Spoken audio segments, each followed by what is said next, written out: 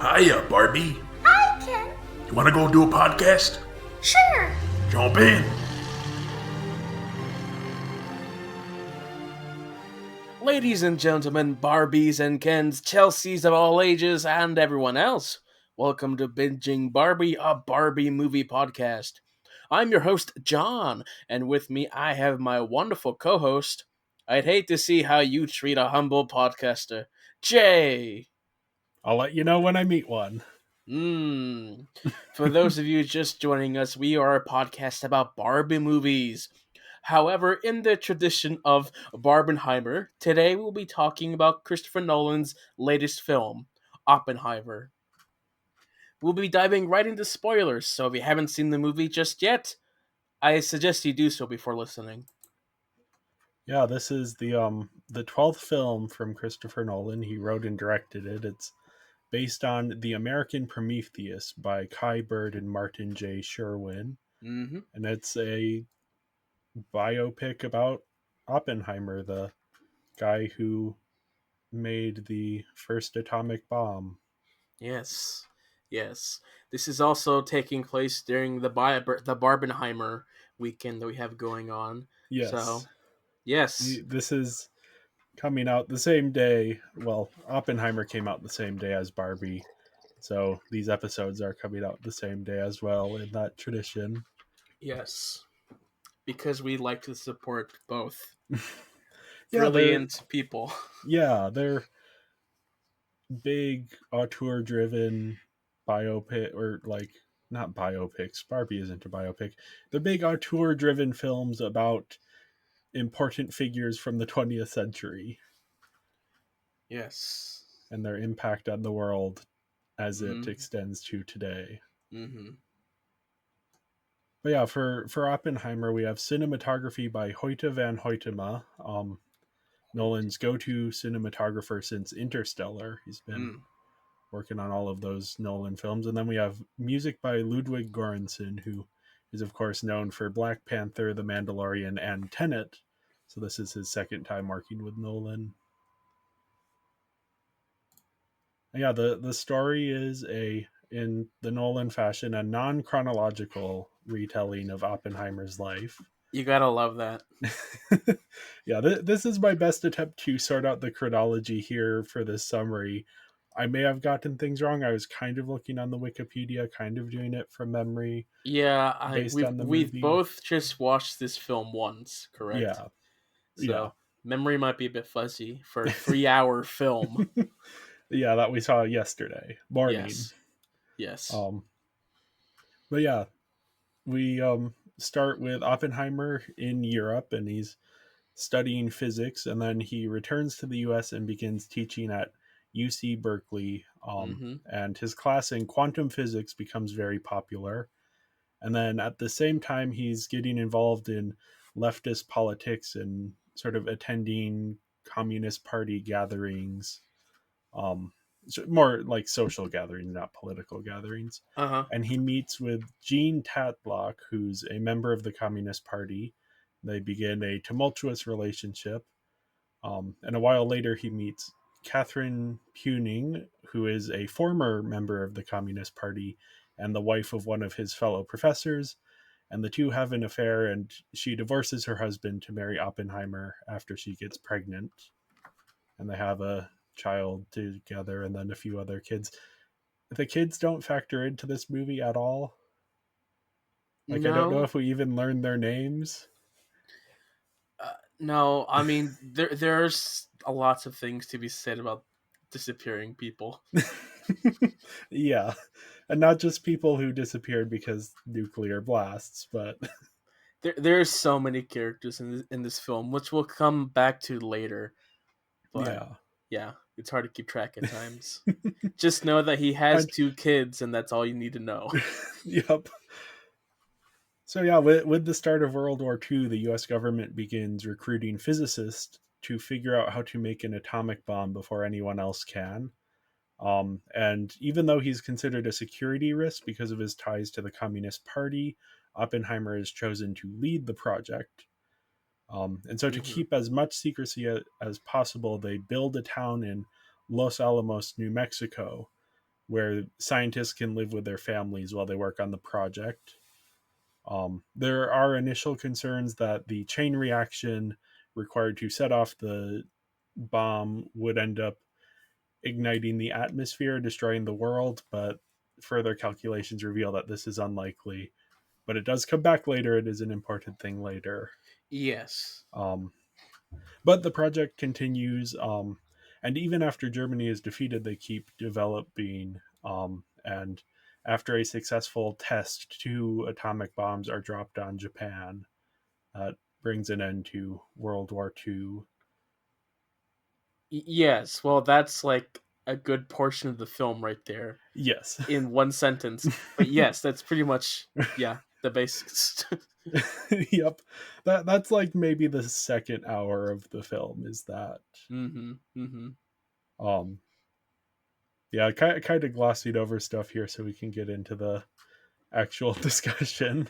Yes. But yeah, Oppenheimer sort of after this begins to question the morality of the bomb, and over the subsequent years he actually starts advocating against nuclear proliferation and the development of further like the hydrogen bomb. And he ends up getting on the wrong side of Lewis Strauss, who is head of the Atomic Energy Commission. And in the background, Strauss pulls some strings that get Oppenheimer's security clearance revoked, um, due to his leftist ties. And Oppenheimer appeals that, and there's this hearing. But because of all of this, Oppenheimer, a lot of his secrets come out, and he is publicly humiliated. Um, and things don't go well for him, but a little while later, Strauss is nominated for Secretary of Commerce in the U.S. President's cabinet, and the during this hearing, the things he did to Oppenheimer come to light, and public opinion begins to shift on Oppenheimer, and Strauss becomes the first person in like decades to not get the nomination after being, or not get appointed to the cabinet after being nominated. Um, and then Oppenheimer, since political opinion has shifted, he receives an award from Lyndon B. Johnson as sort of a you're we think you're good again. Yeah. And but the film ends with Oppenheimer fearing that despite the low chance of an atomic bomb igniting the atmosphere, his creation has nonetheless doomed the world. Right. Which the fear would again continue during the Cold War as well. Yeah, well, up until today, Right. Like even today, yeah, you know. there's still nuclear weapons out there Yeah. I mean, we that haven't could be really blown used. people up in a while yet, so No, but that's always sort of a sort of Damocles hanging over the right. world. While the likelihood of the atmosphere igniting is not as high, there's still like a bunch of nukes that people have that multiple nukes could just do the same thing. Yeah, So because yeah, the second anyone fires one, everyone else is gonna fire theirs. yeah, which does make the ending like, yep. Yeah, it's an impactful ending. It leaves you walking out of the theater on a very weird sort of mindset. Oh yeah, yeah, definitely. A friend of mine, who's recently gotten into Nolan, he really liked this film, and he says that this film came out at the perfect time because right now, like we're in the era of like AI technology running Oh, wild yeah. with like okay. We're going to be replacing actors. We're going to be replacing TV and shows, everything.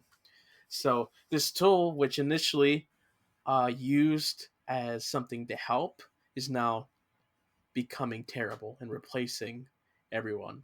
Yeah. So, I found that parallel quite interesting. It's like, oh yeah, I guess bomb different intentions were made, but then now it's like, okay, now what? I mean, that's just the Yeah. story of creating things in general. Yeah, Like the the people who created the internet very much like wish they didn't. yeah. So, you It's know, the Jurassic Park. Just because you can doesn't mean, or what's the line? uh, You were so you busy figuring out whether you could that you never stopped to think if you should. right, and it's also like good intentions turn bad over time. Yeah. Cuz yeah, the film is very focused on like what is Oppenheimer's opinion and how is it shifting over time. Mhm. Where honestly at the beginning it feels like he's doing it as a scientific pursuit.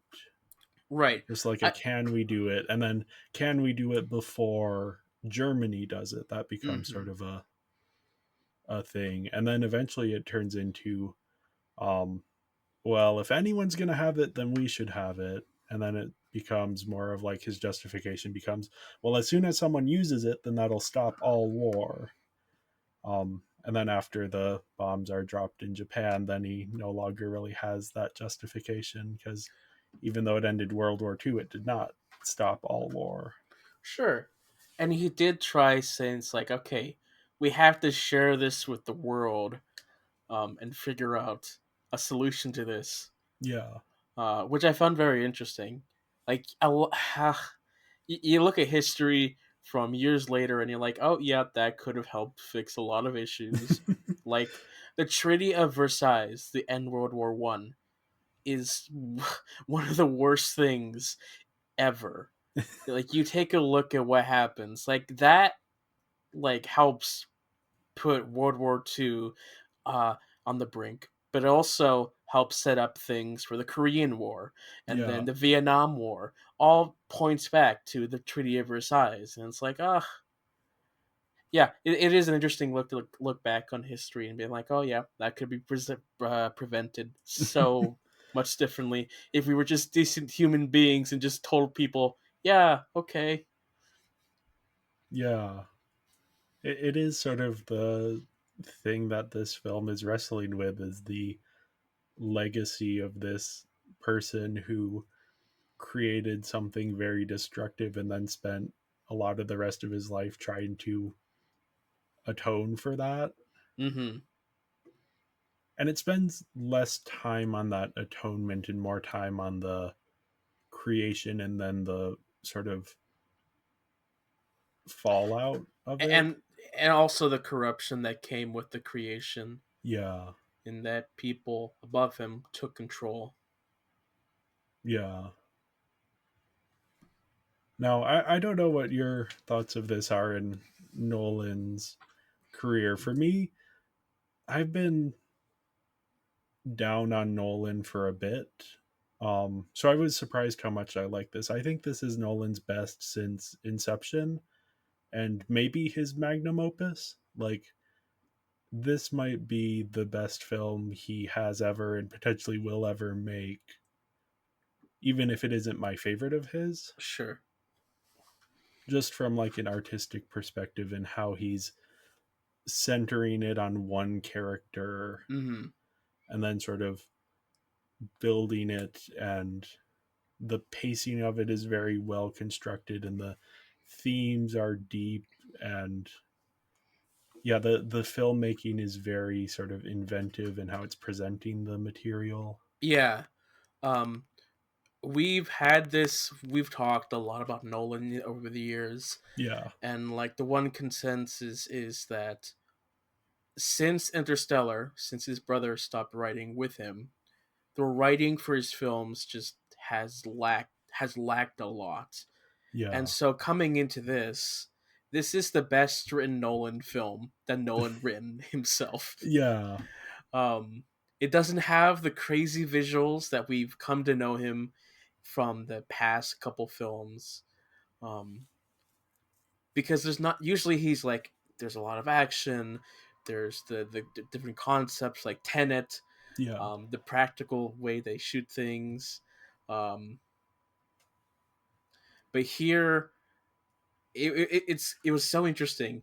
Like there wasn't a whole lot of action. It was just Oppenheimer just Yeah. building the bomb. Like the bomb isn't even the most is not the best part of the film. It's Yeah. Oppenheimer, which is interesting. Yeah. It's for me it was very refreshing because I think especially since Inception, Nolan has kind of moved away from emotion and towards spectacle. Right. So, each movie is bigger and more ambitious than the last, and the visuals are going to get crazier and yada, yada, yada. And then you have like Dunkirk, where it's like 90% spectacle and then like 10% emotion. Then Hmm. you have Tenet, which is slightly more balanced, but like the main character doesn't even have a name and has no emotional stakes in the plot. Right. But this is a complete 180 where he's going back to let's just focus in on there's almost no spectacle, and what there is very like grounded. Right. Yeah. And even the way that he lets this story tell, because it's not told chronologically. We're not going from beginning to end like most biopics do. Yeah. They're like jumping timelines in the way that Nolan does best. And Yeah. because he jumps the timelines from in the future with Strauss or when Oppenheimer is doing that quote unquote trial, um, it really helps focus on Oppenheimer. Like even if it's not like shot with him in the scene, every other character is about Oppenheimer. They Yeah. inform their perspectives on him, what they think about him, and so for me, I don't like biopics. Like any films that are based on real life events generally don't work because real life doesn't really work in the beginning, middle, and end in a satisfying story. Because conclusions for films, most biopics, they just kind of end, and it's like, what? That's it? That's the ending? There's That's kind the of text lame. on the screen. Yeah, It there's fades in, yada yada happened to yada yada, and yeah, but here I think it works really well. Like the conclusion feels like a conclusion. I think it works. The conclusion is not happy ending, but it's like the yeah, fear of what's to come. Like there it works really there's well. there's a catharsis to the ending, Right. Which even if it's not most a positive yeah, catharsis. It's with still most biopics don't have. yeah, yeah. Like There's the like the typical cradle to grave biopic is I think what they're called, where it's like here we have the main character as a baby, and then here they are as a kid, and then here they are as a teenager, and then yada yada yada, and you go through their whole life. Here it's like we start with Oppenheimer, he's studying in Europe, and then the furthest we go, we don't even get Oppenheimer. I guess we do the sort of like last thing chronologically we see is him getting the medal from Lyndon B. Johnson. sure. But that's But before his death. And that's like a single scene, and then there's like not the whole Strauss hearings. He's not involved in that. mm, yeah. Like even the good biopics, quote unquote good that people say are good, like The Social Network, that has a terrible ending. Like it just ends. There's like no conclusion to any of the drama. It's like what? That's how it ends? Like what happens? I don't know. We're still living it. That's what. Yeah. But yeah, this does have the benefit of like the story has somewhat concluded, though there's still an open endedness to it. Sure. Yeah. But yeah, I was really surprised how much it focused on the sort of Oppenheimer's politics as a sort of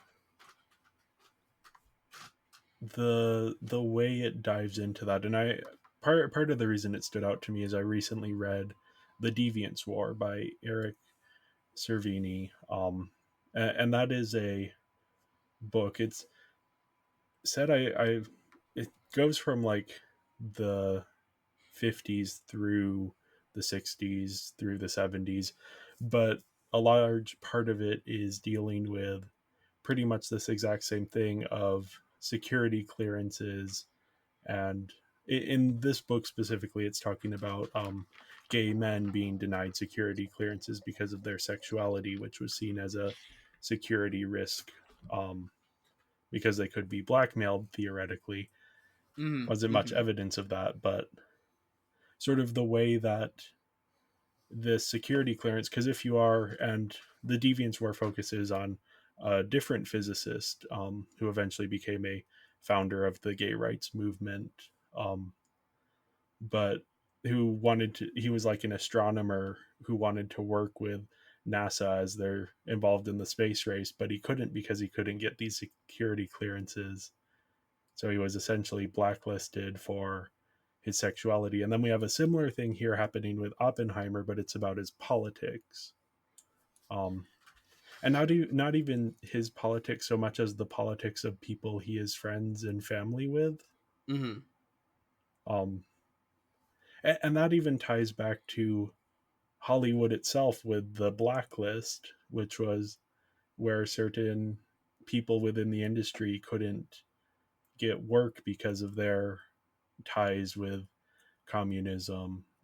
Dalton Trumbo's a common example, Mm-hmm. and Yeah. he actually ended up bringing down the blacklist when he wrote screenplays under different names, and then revealed that he was the one who wrote those screenplays after they had won like Academy Awards. And Stanley Kubrick was a people who was very controversial and had to hide his messaging in his films. Yeah. Like a good example, because what was the film? What's the Vietnam film? Full Metal Full Jacket. Metal. Yeah. Full Metal Jacket. Like that film, I don't think was received well. I mean, a lot of his films aren't received well initially. Um, I think Full Metal Jacket. I think Paths of oh Glory was no, his no, earlier war film. Doctor Strangelove was very Oh yeah, controversial. that would be the one. That was the one, and like, the studio told him to make a Space Odyssey. It's like, okay, we need you to make this film that's pro space, pro human evolution, and Stupik's like, okay, let me do that. Let me also create a film that's anti-space, anti-human advancement in it, which is fascinating. Yeah, Because like space, it's scary. You have HAL 9000, terrible idea. It's like putting reality to things while also making it look fantastical with like yeah, ballet in space. yeah. It is the. I wonder how much of that is Nolan directly commenting on like the blacklist by bringing up, by focusing so much on this. What happens is Oppenheimer, as his security clearance isn't renewed, and so that means he can't work a lot of different jobs, anything that has to do with the government. Um, Yeah. so he appeals it and goes into a hearing, and the people running the hearing are people who have been specifically selected to be less sympathetic to him. Mm-hmm. Um, and because it's a hearing, like a closed hearing for security clearance, there isn't any legal burden for anything they bring up. Um, because it's not actually, he's not being charged with the crime. He's just, it's a question of if he's going to get his security clearance or not. Sure. Yeah. So they're able to sort of like paint this very inaccurate portrait of who he was and where his loyalties lie. Yeah. There was one part of the film that I was a little bit surprised at first of why this wasn't featured, and that's that we don't get to see the bombing of Hiroshima and Nagasaki. Yeah. Um, But like thinking back, it's like, okay, the film is specifically from the perspective of Oppenheimer and those thinking about Oppenheimer, Yeah. and Oppenheimer wasn't really there to witness the events, so it's hard to justify putting another action scene. But yeah, it would have been interesting to see the other perspective as well.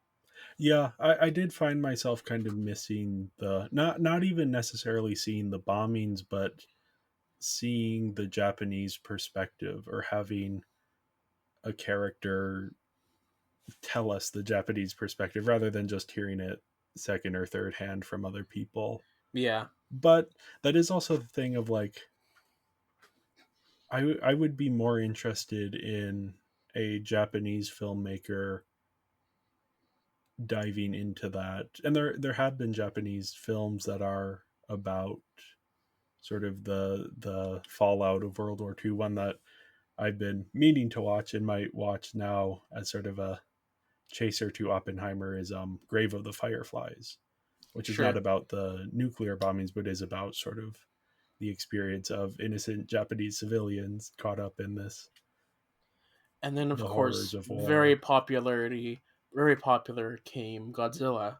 Yep, Um, which that is sort of a monster parallax. created Yeah, from nuclear fallout, and that's when a lot of people debate that that's when Godzilla works best, when he's yeah, supposed to represent something. Because recently, Shin Godzilla came out as a representation of when that tsunami hit yeah, in 2011. So, yeah. And there is definitely. I was also watching this reminded of The Wind Rises, the mm, Miyazaki film, because that's also about. In that case, it's an artist, not a scientist, but these people who are making weapons, and it's they're working within their field and they're passionate about their field, but they end up because of the field they work in. It's in Oppenheimer, it's physics, and then in The Wind Rises, it's airplane design. mm-hmm, Because of that, they end up creating weapons and sort of sure, dealing with what's the morality of that, what's the toll on the human psyche. yeah. I think part of this film is wanting to. I don't know if it's wanting to like give the realization and the threat of the nuclear bomb slash the effects of it. I know that we talked earlier saying like a good companion piece to this film could be Chernobyl, the Yeah. miniseries from HBO, which I watched recently. Very, I was terrified throughout the entire time. Like not because of the monster, because like I knew a bit about like radiation sickness, and I'm like, no, this is so bad. Oh my gosh, this is so bad. Um, I think the two could work hand in hand, and like this is what happens. Like this is the what could happen from this creation. Yeah. And I think one of the it's both a strength and a weakness of the film is it's expecting that you know a lot of this kind of stuff going in. I didn't know anything about Oppenheimer except that he. Not Oppenheimer specifically, but more like the threat of nuclear war and Mm, radiation and all of these okay. ideas that it's like because Nolan doesn't take any time to explain things or even like because there are still some people who think that the bombings of Japan were justified or good even, Mm, which if you go into this movie with that perspective, I don't know what the takeaway you walk away if this would like change someone's mind. sure. I think Nolan just kind of expects that people will be on the same page or is maybe not worried about people not being on the same page. Hmm. But Yeah. you could imagine someone who like doesn't understand much about nuclear weapons walking away from this and being like having a different experience versus if you know going in. Right. You and I were both educated. There was an English class where we had to read the book Hiroshima. Yeah, by oh I just looked it up. Let me by John Hershey. Hmm. And so we have a perspective about like how the people reacted because they have no idea what just happened. It's like, oh, Yeah. okay, it's kind of chaotic and like confused. Um, and so maybe read that book after watching this film. Yeah, that's another very, very good companion piece. And yeah, that's a nonfiction sort of almost journalistic book where it's dropping into different people's perspectives and kind of explaining what the experience in the Hmm. direct aftermath was. And yeah, it's absolutely heartbreaking, and I don't know how much of that is in this film. Yeah, Like there's I felt very emotional during a lot of the scenes, but it was not because the film was showing me these things, it's because I'm aware of the history. and Oppenheimer is thinking about those stuff, Yeah. while not getting too much of the visual idea of it. There's only like one scene where we get an idea of like people's faces are melting. There's radiation sickness, but that's just like Oppenheimer's idea of it. Yeah. His mindset of like what he has created. Um, but there's only like one moment that talks about the effects of Hiroshima, where he's in this room where they're showing pictures about this is the effects. This is Yeah. what people look like after several time, and it's like okay, they don't show us any of that. No, We yeah. just have to trust that from the horrified reactions to people, that's not good. Yeah. Which I am curious specifically with that why Nolan wouldn't have shown those pictures, because I can understand the idea of whatever you're imagining is worse than if you actually see it. But with a lot of those images, those are historical images that people have already seen. Maybe it's a matter of not wanting to show historical images. But Maybe. if that case, you could just recreate And some like yourself. not trying to sensationalize. I think there could be something of not trying to not sensationalize it.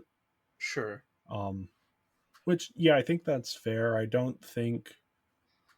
Nolan I don't think his skill sets are suited for like broad grand scale tragedy. So I don't think he needed to portray the broad grand scale tragedy versus the more um focused view on what's going on with Oppenheimer. Where's his mind at? Mm-hmm. But I am also curious. Like, I wonder how this will play in Japan um. Yeah. Yeah. because it, That it is like Oppenheimer feels very sad about the bomb he created. It's a bit crocodile tears if you're looking at it from the perspective of the people who were affected by the bomb. sure. Yeah. I mean, Barbenheimer weekend is going to be very different for them. Yeah, I don't know if they're even premiering the same day, Yeah. but yeah, Yeah. We'll have to see. Wait and see what the reaction will be because it is an interesting perspective. yeah. Now, I did want to, before we move on from the story, get into some of my issues with the film. Oh yeah. Like what we've been talking about aren't really issues, more just like things Nolan chose to portray versus not portray. And also like some of them are just things that Nolan is just not very good at doing. Yeah. But I do think there's still some like common Nolan issues with this. Mhm. One of the big ones is the lack of agency and focus on the women characters here. Yeah, I mean We have Nolan doesn't really know how to write women well, yeah. as seen in previous films, which you know, if you yeah, I know. When I write stories, I'm like, man, I don't know how to write from different perspectives. And it's like it'd be better to not include them, but if I don't include it, am I being what does that do? Yeah. Um so I think he's trying to play more to his strengths in this film Yeah. by not focusing a whole lot of them because I don't really know what else they could add to this story just Yeah. from what we've seen. So It is, there you can't really blame Nolan for this entirely because it is kind of accurate to the time period. and it's a biopic as Yeah. well. And So it's not just a biopic, but it is so intensely focused on Oppenheimer that, like, yeah, the women don't have much focus, but no one besides Oppenheimer really has much focus anyway. So right. it's less egregious than, say, like Tenet, where I think that movie has the wrong protagonist. Yeah. Which we've talked about that before. We don't need to get into that, but Dunkirk doesn't have any female representation. there's a couple volunteers on one of the ships, and then I think there's maybe like a civilian at one point. Right, but But like yeah, they're in it for like 30 seconds at yeah, most. yeah. So Here you have two women characters that have some part in the film, and then there's a lot of like background characters like Oppenheimer's secretary, or there's like a couple scientists who are working on the project who are women. it does it is difficult to keep track of who is who because when we got to the point where Oppenheimer's wife Kitty got pregnant, well Yeah. his current wife, the one he had to marry, I was like, wait, was she introduced in this film yet? Who is she? Like, what happened? Did I miss something? You see, this is where my like knowledge of actors came to my aid, because I was throughout the movie I'm like, oh, that's that actor, oh, that's that actor, so I was able to keep track generally of who was who, except for, like, we'll get into this, there are so many like white men that look almost exactly the same in this movie. Like, Nolan cast every single white man in Hollywood in this That's movie. And how I felt about the women, and- because they both had the same hair color, kind yeah. of the same haircut, and it's like, was Kitty the one riding the horse that one time, or was it the other girl? I don't know. No, it was Kitty. Okay, Yeah. And I'm like, I'm a fan of both Emily Blunt and Florence Pugh, so I am familiar with their work and I what they mean, look like enough. one was in black and white, the other. We'll put a pin in that because we need to Put get to a the pin black in and that. white later. And uh, then, yeah, in addition to like the women characters not getting enough focus, which I understand, that's not what this movie is about, but still, yes, I was missing a little bit of that perspective. There's also like there are two, like, the chronology of the movie. yeah. I get that he doesn't want to do like a straight up biopic, but there are three framing narratives. It's very confusing in the first Yeah. hour, like what's happening. And not in like, because the Grand Budapest Hotel has three framing narratives, but it's a person reading a book, and then a person writing an article, and then a person telling a story, and then the entire narrative plays out, and then you go back through the framing narratives. No, here it's like they're cutting back and forth between all of these things. In some way, it really helps with the pacing, but Yeah. also if you don't know what's happening, it can be very confusing Yeah. about where the timeline is because he doesn't give us years, No. uh, he doesn't give us dates. Um, It's not even like Dunkirk where he's like 1 week, 1 day, 1 hour. No, nothing of that. It's just like we're throwing you into the scene and you have to figure out where in the story you are. one is fission, the other one's fusion. There's no third one, I don't think. No, because the third framing narrative isn't like a full framing narrative, it's just like a half framing narrative. Yeah. That's the meeting of the Atomic Energy Committee at the restaurant where they're constantly moving the flower pot around. Oh yes.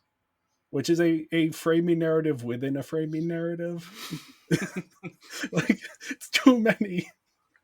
Yeah. I mean, obviously, upon rewatches, it's gonna make a lot more sense. Yeah. That's Nolan in general. But yes. It's one of those tendencies with Nolan where I'm like, I understand why you did that, but I don't understand. Like, you could just like tweak a few things here or there and it would flow so much better. Sure. You would Yeah. be able to track just like, let's choose one of the major framing narratives and just go with it. Mm-hmm. So either the appealing of the security clearance, that whole thing, or the hearing for the confirmation of Strauss. Like, Mm-hmm. choose one or the other rather than try to do both. Yeah, it was, and I understand why they do, because they're both interesting in what they add to the narrative, and when they start to like wrap those framing narratives up, there's some really interesting revelations. But I think it's kind of one of those situations where you kind of have to choose one or the other, and then portray the other one like chronologically. Yeah. I mean, I applaud that he is just doing what he does best and just trying to tell a story in the most Yeah. complicated way possible, which helps make it stand out. Yep. Telling a very simple story in the most complicated way imaginable. It's better than Dunkirk, I think. Yeah, like Dunkirk, you don't realize what's happening until you're like your second or third viewing. Yeah, no. This one I was able to follow a little bit better than that. Yes, yes. And Dunkirk is just one of those where I'm like, why would you even do the non chronological thing? I Uh, mean, I yeah. enjoy it. It gives me something to do. You at least watch, be like, okay, let me pick that apart. That's what they're doing at that time. Oh, that's interesting. Um, I guess. Yeah.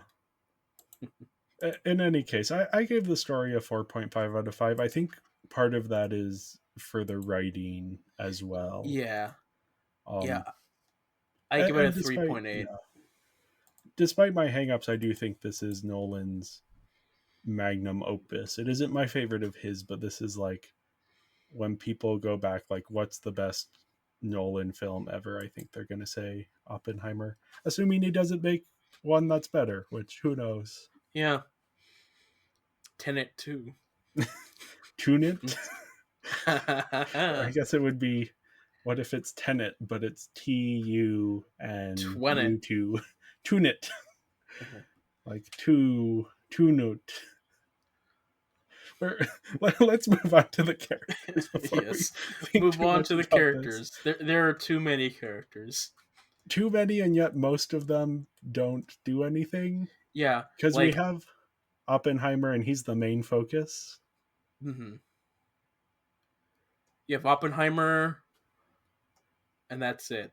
Like the Yeah, main focus of the film is Oppenheimer. Like yeah, everyone is all about Oppenheimer. We don't have any focus on the other characters as much. yep. A bit of a Mary Sue in that sense.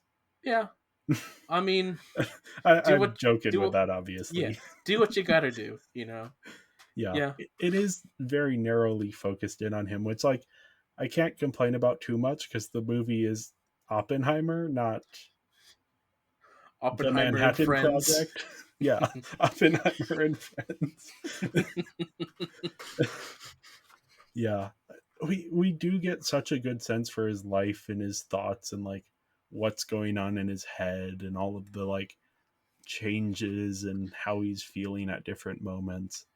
But it does Yeah, kind of come at the expense of, like, we don't know much about the people around him. yeah, they're there, and I guess that's why he hired big name actors. Yeah,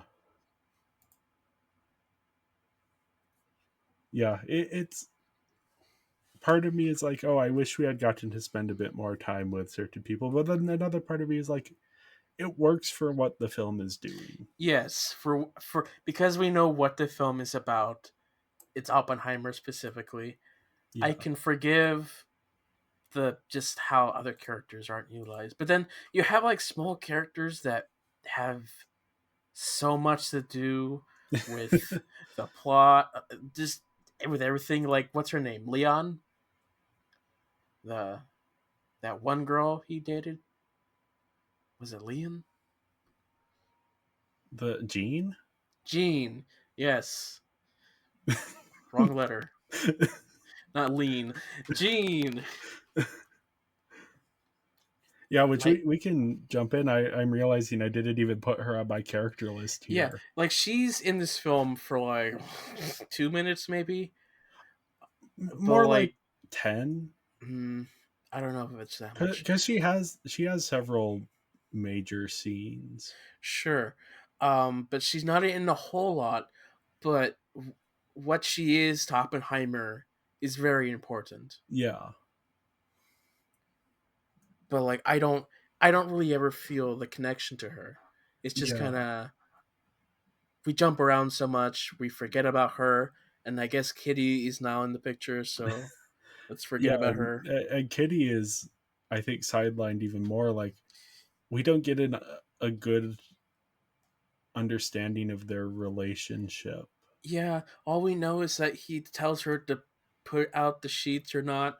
Um, And he's really like mean to her with the baby. Like he walks into the house that one time and the baby's crying and she's obviously overwhelmed because she's been drinking, mhm. and he's like talking all about work, and then he's like, aren't you gonna do something about the baby? It's like, Oppenheimer, you have two hands, go comfort the baby. Right. You are a parent too. I know this Sure. is the 1940s, but come on, Oppenheimer. Yes, it's also. I mean, I think the scene is mostly supposed to be like about the neglect Yeah, that post pregnancy depression that happens. yeah. Well, not only that, but like how terrible of parents they are. Also, like the circumstances that happen Yeah, that came up with that. Um, but like we don't get to see how they go from that poor relationship to something a little bit more stable towards the end, yeah, because we just kind of skip and they're slightly better each time. yeah. And then after that scene, the kids don't factor into anything at all. Right. Yeah. Like we don't get it. We don't even. I don't think we even hear all of their names. To be fair, it's a 3-hour film. Do we really need them? No, but it is sort of this interesting omission Yeah. Yeah. Yeah. that in the focus we kind of lose sight of certain, as you were saying earlier, certain characters disappear. Yes, like Gene. Yep. Though she comes back later and has a pretty big effect. Yeah. Which is again like you push aside so many characters, but they have big effects, and it's like okay. Yeah. Now I do think Kitty gets two of my favorite moments in the film, or maybe the first one isn't my favorite, but she has a big moment where she confronts Oppenheimer about the affair he has with Jean Tatlock Mm, when he visits her later on. mm-hmm. And then sort of he's because she then takes her own life, Jean does, and Yeah. Oppenheimer is obviously quite devastated about that. And she says, like, you don't get to make us feel sorry for you because of the bad things you've done, which I guess is kind of the movie calling itself out, Yeah. but it doesn't quite have that weight. Like it only thinking about it now did I put that together. Sure. Because it's like America, the government, everyone Yeah, else who's like not involved in the science of it, they praise him. Like they're like, we yeah, praise you. Like it's great. It's ours. It's amazing. And it's only like him and a color. It's really mainly him that's shown that realizes the effects of this thing. yeah. There's a group of the scientists who sort of are asking questions, and then after it's we're mainly seeing his perspective as he kind of like Right, wrestles because with it. a lot of those scientists leave Yeah, during the film. yeah. Which, yeah, I think that moment between Kitty and Oppenheimer where she like calls him out of like, you did something terrible and it led to terrible things, and you don't get to make us feel sorry for you about that. Like, that could almost be the thesis of a different movie about Sure. Oppenheimer. Yeah, something that would work better in Eastern Yeah. audiences. Yeah, and that would probably be more of like the Kitty Oppenheimer story. I mean, that's probably gonna be the one scene that they appreciate. Yep. I mean, I wouldn't be surprised if there's more that like, but yeah, her kind of calling him out for, Mm-hmm. Mm-hmm. and then also Truman calling him out, though Truman is not a well appreciated figure. Yeah, Truman. Um, that's that was an Gary interesting Oldman. scene.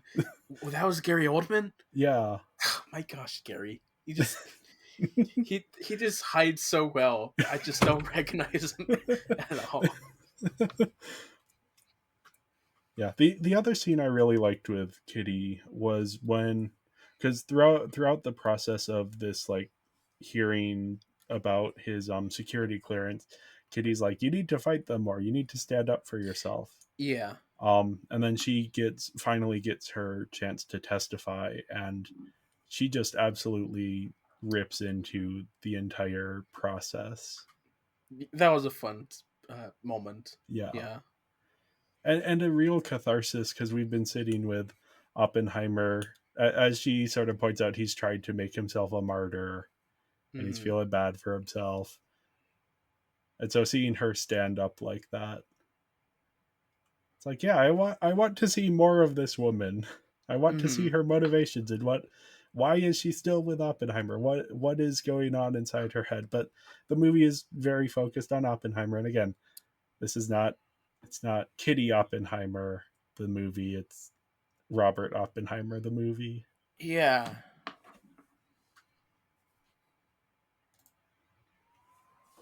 Yeah, that I kind of lumped all of Oppenheimer's friends and family together because they kind of all blend together. I don't recognize them. It's like, who's this? Is that your brother or your best friend? I don't know. I can't there's tell. the Jewish guy that gives him the food on the train, and then during the hearing, and then there's the like various communists and leftists that he is friends with. It's really hard to keep track.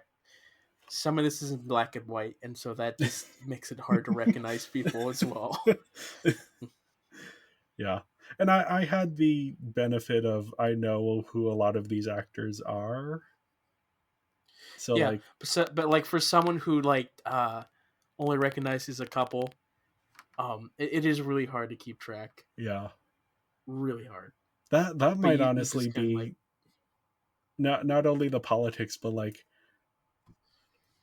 all of the identical looking white people. That might be something that makes it go over less well in other countries where it's like it's hard to keep track, especially if you aren't like living in a culture where it's easier to distinguish all of the identical looking white people.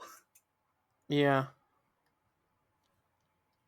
Like there are just so many people who look so similar, and they all kind of have similar roles. Like all of the students, there were like I don't know if um Alex Wolf, because there's a scene where he shows up and I was like, oh, that's Alex Wolf, and I was like, wait, was he the student from the scene before and I just didn't recognize him, or was that a different person? Anyway, I don't I know. do think even despite all of that, we do get a sense for why Oppenheimer kind of sticks up for them and is loyal to them. Yeah, I think the film does a good job at just giving you the most important characters are Oppenheimer, Groves during the early parts of the film, Yeah. Strauss. We get a And little bit of that's sense for like yeah, his brother, a little Frank. bit. I don't think we see his brother a whole lot though. He shows up quite a bit, especially once he joins the project. Again, I didn't recognize I did because I like that actor's face. man.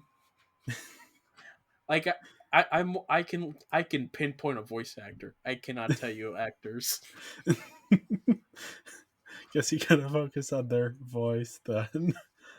Yeah, Yes. Dylan Arnold plays Frank Oppenheimer, who I recognized him from Halloween, the Halloween reboot, where he played, I think, the boyfriend of the main lady who's Laurie's granddaughter. I think he gets killed in the second one, Well, but spoilers for everyone people who gets haven't seen that. killed in But the second one. The second one is just like, oh, that movie made me so angry. Maybe one of the worst films I have seen in a theater. Halloween Kills. yeah, yeah, perfect Anyway, with Oppenheimer. But moving on. moving on to Groves, who is the closest thing the movie has to comedic relief. He's the general who's overseeing the Manhattan Project. And I Mhm. really liked his arc and his relationship with Oppenheimer here, where there's a bit of conflict between them, but then also this like grudging respect that grows between them. And he has that great moment in the hearing where it's like they put a list of the guidelines for the security clearance in front of him and it are like, hey, would you clear Oppenheimer with these current guidelines? He says no. Mhm. And you're like, oh man, come on, Groves. And then he says, but I wanted to clear anyone else either. Or any of the Sure. people who were cleared Yeah. for the Manhattan Project. Sort of like a roundabout way of saying these security clearance requirements are dumb.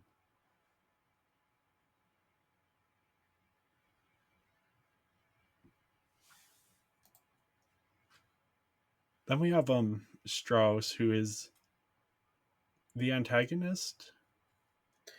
Yeah. He's the plot twist. Yeah. The plot twist of the film. How Like if you far don't in know advance did you anything see it about the coming? history, when they kept asking who sent that one guy the documents, I'm like, it's like I think it's like okay, it'd be kind Yeah. of interesting if it was Strauss, but like I don't know. I'm just gonna let Nolan tell me, and then it happened, and it's like, oh, Strauss. It's like Strauss is even worse. Yeah. So I because I didn't know about the anything, I think it yeah. helped that moment better. I didn't really I didn't know any of the history with this particular situation. And even though I kind of guessed the twist pretty early, I did still enjoy seeing it play out. Sure. I Because tried not to guess what was happening because if I try to do that, then I'll get really lost. So I just with Nolan, I just have to let the thing play out. If I try to think during Tenet, I'm gonna be dead. So just let the pretty visuals tell the story. yeah, I do think it's part of the reason his story works is that it's just cathartic to see his downfall, Hmm. especially since he's just like so deeply egocentric. Sure. Yeah. Specifically, when he thinks that Oppenheimer has said something to Einstein to turn him against him. And it's like, Hmm. no, it's not about you.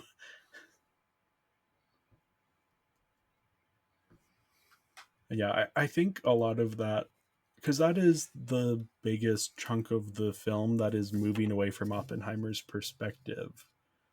Sure. And we kind of get it from the perspective of Strauss's aide, who I don't know on Wikipedia didn't have. This is the character played by Alden Ehrenreich, Han Solo from the Solo prequel. Um, and I don't know if his character is based on anyone real because it wasn't mentioned on the Wikipedia. Um, but he's sort of the conscience of that part, where Maybe. he kind of like starts to put things together, and there's almost a question. I thought they were going to reveal that he had betrayed Strauss and given the told the scientist Rami Malek what had actually happened. Um, but they leave it a bit open ended. Like I could see it going either way. The way that character walks out of that last scene. Yeah. But yeah, for a relatively small role in a big movie like this, both the character and Alden Ehrenreich's performance stood out to me. Okay. Yeah, the last character I have here is Einstein. Probably needs no Einstein. introduction. Yeah. It got me because Einstein is such this totemic figure that you don't really think about him, Right. Yeah. and this idea that he comes to the U.S. He's a he's escaped Nazi Germany and he comes to the US, and then he receives this award from all of the US physicists that's like, here's your prestigious award. And really, though, they're more rewarding themselves for having moved beyond Einstein's theories. Yeah. And that's something I'd never considered. And then that it eventually happens to Oppenheimer, and we get that scene between the two of them. That's the last scene of the film, which is what Oppenheimer actually said to Einstein. Yeah. Because like the entire film, like we keep pointing back to the scene from the Yeah, perspective of Strauss from the distance, like wondering what did they say or what are they talking about. yeah. And And like then we when it's actually finally, revealed, I thought it was a really sweet moment, but also worked really well. yeah, and it's when the ending hits home because that's when Oppenheimer reveals that, even if we didn't ignite the atmosphere, I think we still doomed the world. Yeah. I was waiting for his famous quote to happen a third time. Yeah. Because normally those things happen in threes. I don't. The first time it happened was pretty weird. I thought Because, that was like, a clever way to introduce it. right, but I don't know. It's in It's for context, it's in the middle of a sex scene. it is. Um, that's a whole other can of worms Which that I'm not I, going to I get think it into. demystifies it a little bit. Sure, Because it's but such a totemic quote that if you have the explosion and he says it and that's the first time you hear it, then it's a bit too easy. sure. So if you have But that like moment before, putting there is a problem though. yeah, When putting in there, in that a lot of times those scenes are just taken for comedy. Like the audiences are just yeah, laughing during those scenes, which is probably not what's supposed to happen. yeah, But there's a question like, is that a real story or is he just making this up yeah, to do that make that happen? Because I do think that having the introduction of the quote as just something that he's reading works, but you have to. I'm just wondering like if there's a better way to present that. yeah. I think part of it is just again the demystifying of the quote and putting it in this context, which who knows how true it is at either context, but I think the quote would work again in the final moment yeah. because For me, that's I what think he's that would have thinking been about the too world being much. destroyed. Yeah. I just think it works in that rule of threes Yeah, because the that's entire time true. I'm like, where's the third time? We have him read the quote the first time, we have him think the quote the second time. Where's the third time? It never Yeah. happened. I was disappointed by that. Yeah, I could see that though. I would think if they had done it as the last line of the movie, that would have been a bit too much. Hmm. Like that's just like too fine a point on it. Anyway, I gave the characters a 4 out of 5. I think Oppenheimer is such a fascinating figure that he carries the film. But there, as we've talked about, there were still like places where I wish we'd just gotten a little bit more characterization from other people. Yeah, I also I give it a 3.5. So next up, we have the visuals. This is where I'll say that I saw this in 70 millimeter IMAX, one of a few locations in the country that happens to be near where I live. Now I it watched was, it in the standard theater. yeah, it was interesting seeing it in the large format because the print of it was so long. They didn't play trailers or advertisements or anything before the film started. They didn't Like, play anything before the Barbie film for me. We okay, just went straight into interesting. the film, which was Huh. like weird. And we had trailers for Oppenheimer. Yeah, is there like, did the new Exorcist trailer drop or something in front of Oppenheimer? Yes, Okay. yes. Yeah, I didn't even, because yeah, they didn't even, I just walked in and they're playing music and the screen is just, there's nothing on it. And when it was Hmm. time for the movie to start, they turn on the projector and start the movie.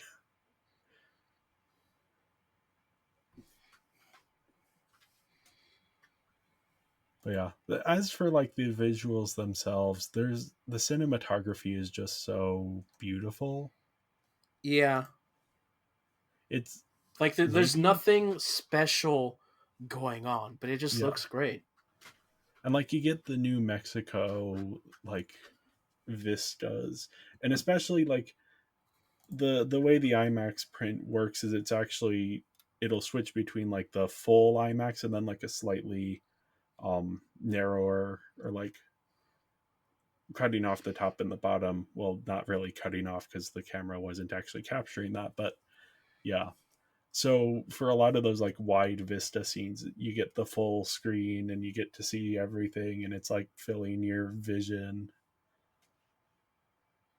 But it is still Hmm. like one of the less out there Nolan films in terms of visuals.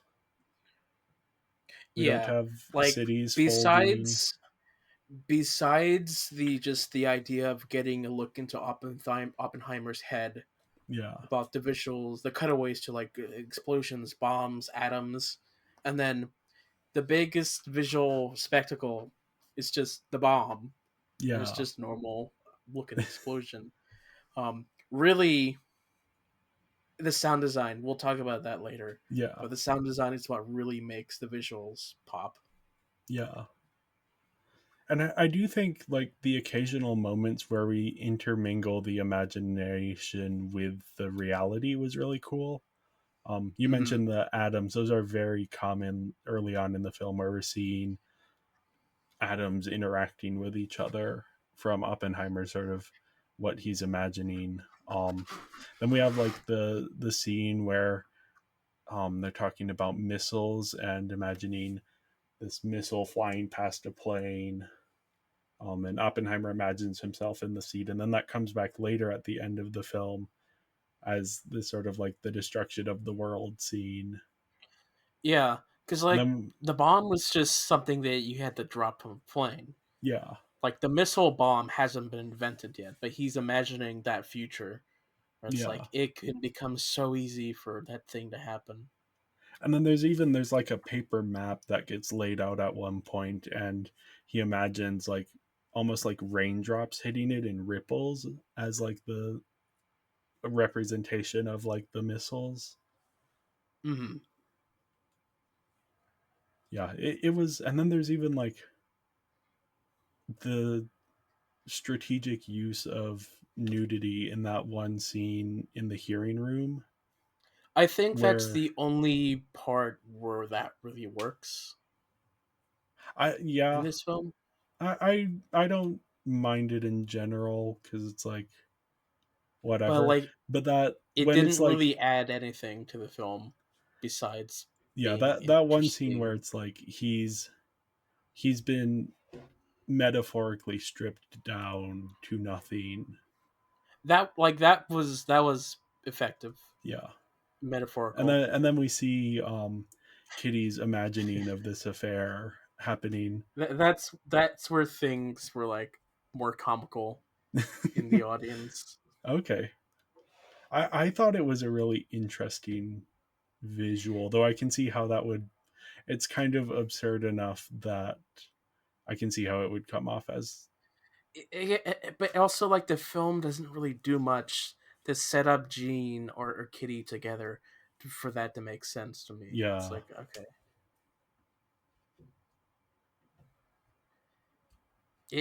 I don't think it was one of those things where it wasn't really Nolan's strong suit because he normally doesn't go that hard. But Yeah. It worked for me. I thought it was an yeah, interesting visual, but yeah, I can definitely see the absurdity of it, kind hmm of feeling comedic. I do think the on the side of visuals that do really work though, the times when Oppenheimer is imagining the nukes going off, and there's even before that, there's like a distortion on whatever's behind him, hmm where it's like shaking, and then you'll get whenever the, he's stressed or yeah, confronted. and then he'll imagine sort of the nuclear bomb going off and like the light of it and the face melting and then the bodies turn to ash, which we don't see hmm happen, but we see the aftermath of that.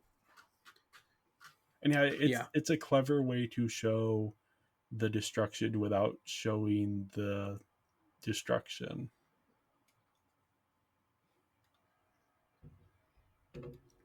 Now, my one big complaint about the visuals is that I can't figure out what the black and white is supposed to mean. I like at first I took it as telling the story from Strauss's perspective, like that's Yeah. his timeline. But then there's that scene where Strauss isn't in black and white, and I was very Yeah. confused. So for me, because it's the AEC meeting, um which is initially being told from Strauss's perspective, but then halfway through we switch to Oppenheimer's perspective. So that was my interpretation, is the switching of the color into the color is showing us we're switching from Strauss's perspective into Oppenheimer's perspective. But then later hmm on we get a scene with the scene with President Truman is in black and white, and that Yeah, doesn't involve Strauss at all. it's I love black and white, so Yeah. I was It's fine with the different idea, but I was trying to figure out what yeah. was the purpose of the black and white because the rules weren't fully set with the Yeah. timeline. And I don't mind like the French Dispatch, the Wes Anderson film, uses it in the way that like a magazine would, where it's like only the big images are in color and everything else is in black and white, as if you're trying to save money by not using as much color ink. hmm Or like Andrew Dominik's Blonde, which is a movie I don't care for, but that one switches between black and white and color based on what looks good for the scene. hmm Like I'm fine with that, but it feels like there's something that I'm missing there. There was something that was lost in translation Yeah. during the editing phase, or maybe we just need to rewatch and Yeah. point it out because there's probably something there more clear. Yeah. Again, I think the use to show Strauss's perspective, if that's what it is, I think it's a very clever use of it. But then there's the moments where it isn't used that way. Yeah, So yeah. I think that if the black and white was just used to tell um the current time looking back on the other time, Yeah. like I think that works better. I think that that's what people were going to be thinking it's for. but then it does get confusing when Yeah. Oppenheimer's little court trial isn't in black and white, Yeah. and we Or cut when back he to him telling the story, and it just doesn't look any different, yeah. noticeably different, I should say. Yeah, and then like his meeting with Truman, which is happening before the hearing, before either of the hearings, and it's like that's in black and white. What is that doing in black and white? Anyway, might be something we're missing, but Might I don't be. know. The confusion of it kind of overwhelmed how nice it looked. So for me, I gave the visuals a 4.5 out of 5. Very good. Just that black and white stuff is. Yeah, I give it a 4 out of 5. So next up, we have the performances. Performances, If yes. if Cillian Murphy doesn't win the Oscar for this, Yeah, like there are times in the film where like, man, is that really the same guy? Like, it's like that Scarecrow, but like he's just so different. yeah, he's been one of those people that's like he's been around for a while, and this is He's kind of been in his. like almost every Nolan film, Yeah, and it's he's been like, in a lot of Nolan. He's been in a lot of Danny Boyle films as well, mhm. and then he did And so like it's really 8 nice to seasons see of him. Peaky Blinders, Yeah, the it's really Netflix nice to see show. him like in charge here. Yeah, Yeah, yeah, and I was curious when Nolan cast him because it kind of felt like, oh, is Nolan doing this solid for his buddy?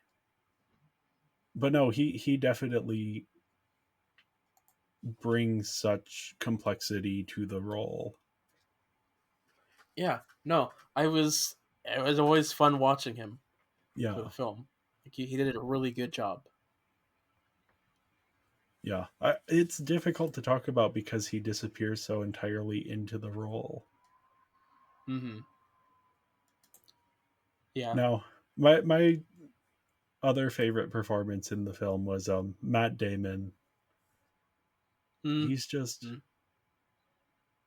he lights up any scene he's in. He's just so naturally charismatic that it's such a refreshing change of pace every time he walks on screen because everything else is so dour, and he's He just comes like, in, adds a little bit of comedy yeah, and doesn't overstay his welcome, and he does in a good way, bring, a yeah, good natural comedy. Makes yeah, sense. and he does, like, when he needs to be a little bit more serious, he is a little bit more serious. Mm-hmm. Now, the other performance that I think might win an Oscar is Robert Downey Jr. Robert Downing, yeah, no, I just yeah him and the Killing Murphy. I was like fascinated by their performances. Yeah, and Robert Downey Jr. is another one of those people who's just like naturally charismatic, Mm-hmm. and it almost disarms you to what his character actually is, Yeah, because it's like because of that, I'm not thinking of him as like an antagonist because he's like he's charming, he's yeah, nice enough in the way he's speaking until the reveal, and it's like, oh, okay, yeah, yeah, it's very much like a almost like a politician performance, the putting yes, on the good face versus the actual vindictiveness underneath is just really interesting. mm-hmm. And yeah, I think he has a good shot of winning an Oscar, just partially because of his career and partially because of the strength of the performance. Personally, it wasn't my favorite of the supporting performance, but I do think it is a very strong performance nonetheless. Yeah, We also have Emily Blunt as Kitty Oppenheimer, and I think this is also true of Florence Pugh as Jean Tatlock. They both do really, really well with the tiny bit that they're given.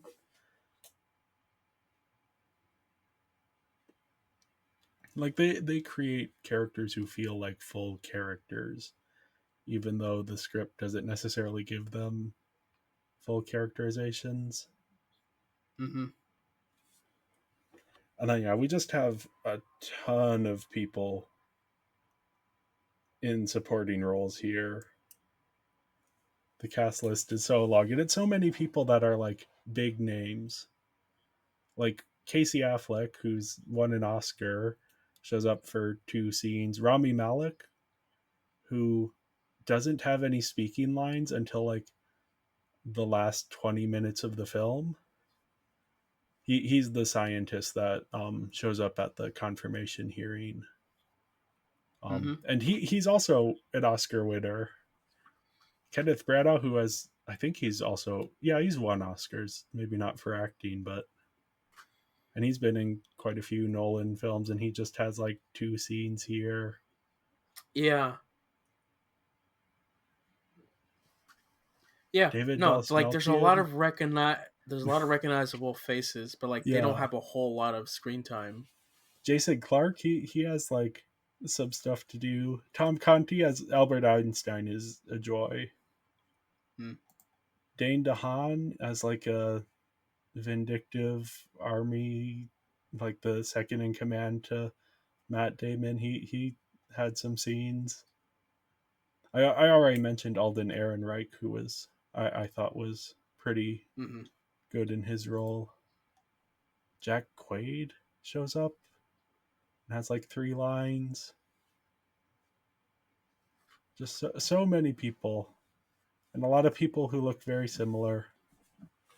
Christopher Nolan has employed every white man in Hollywood on this film, Mm-hmm. and a few white women.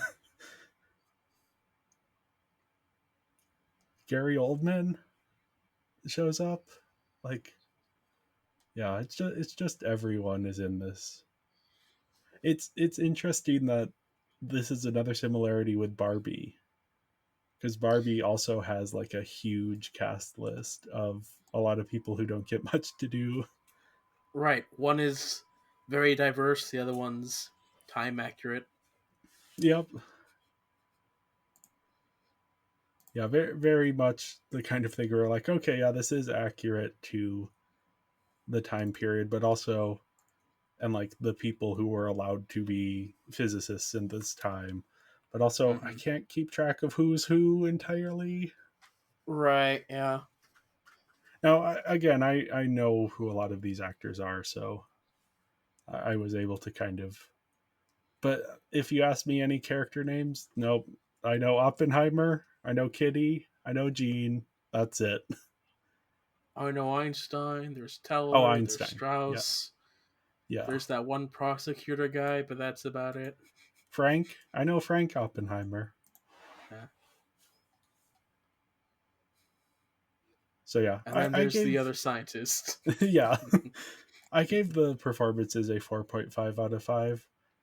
Mm-hmm. Again, there's so many people who don't get enough to do, so that is bringing my score down just a little bit. Yeah, and I gave the score a 4.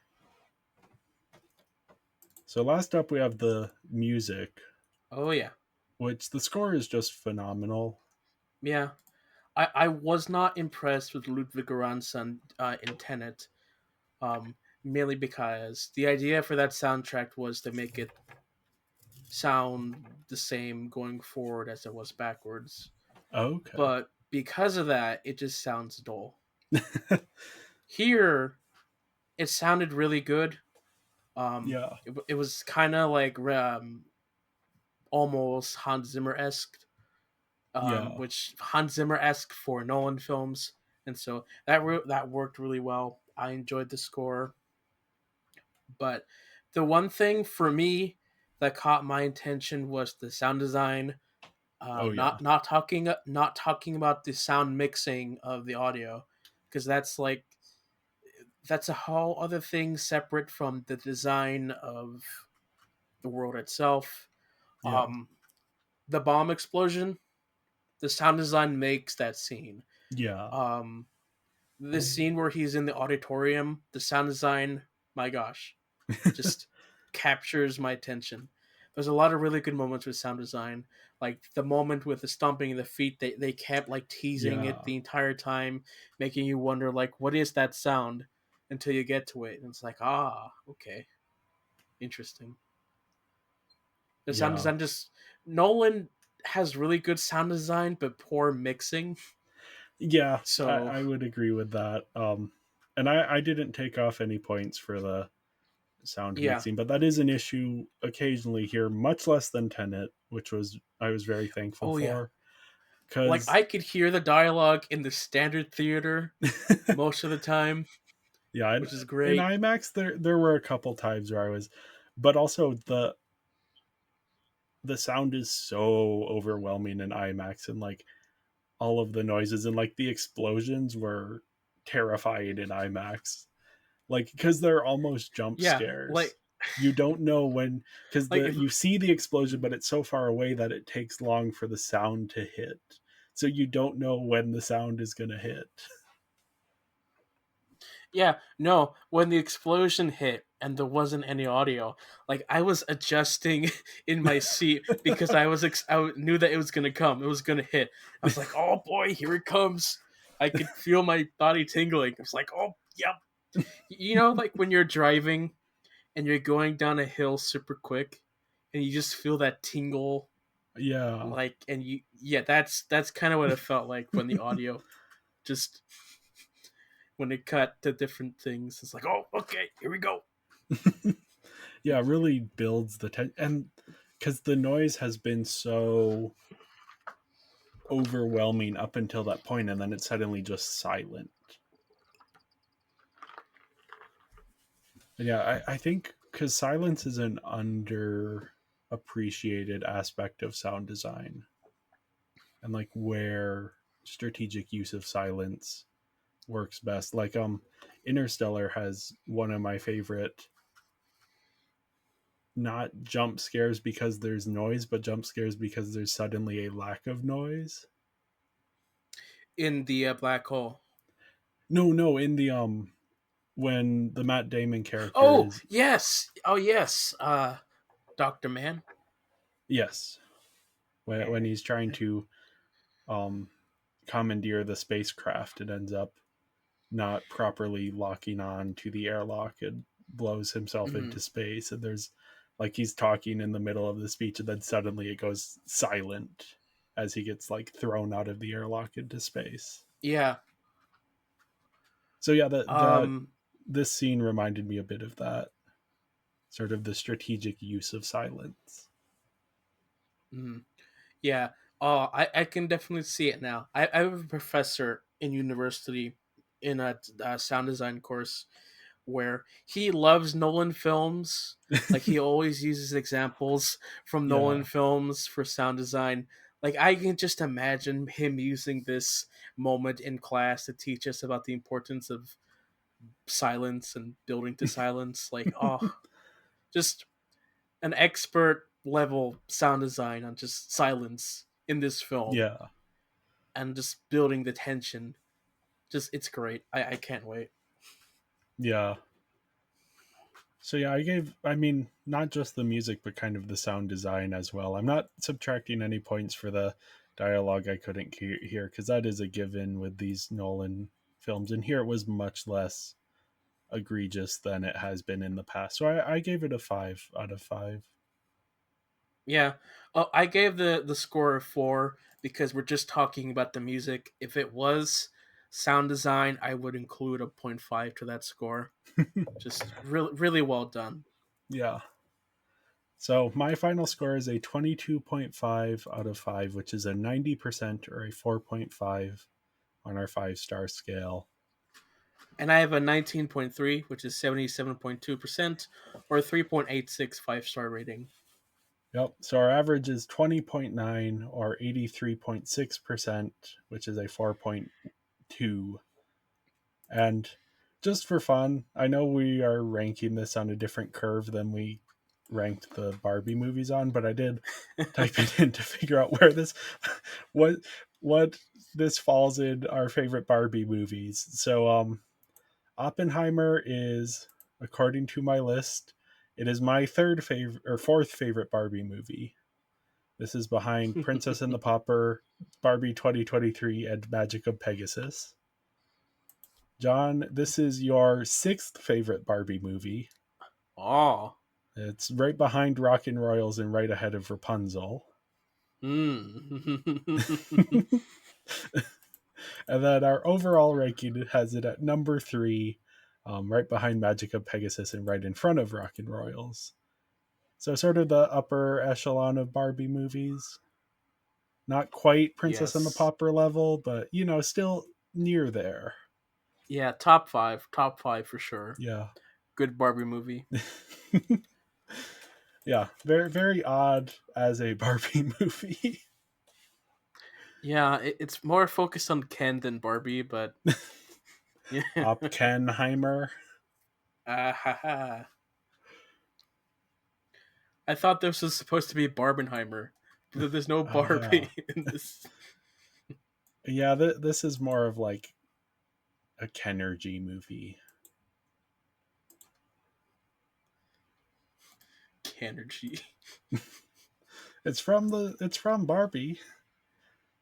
Yeah. Well, thank you everyone for listening. Make sure to follow us on social media. We're Binging Barbie Podcast on Instagram, at Binging Barbie on Twitter, and Binging Barbie, a Barbie movie podcast on Letterboxd, where you can find lists of all of our rankings. Thank you all for listening.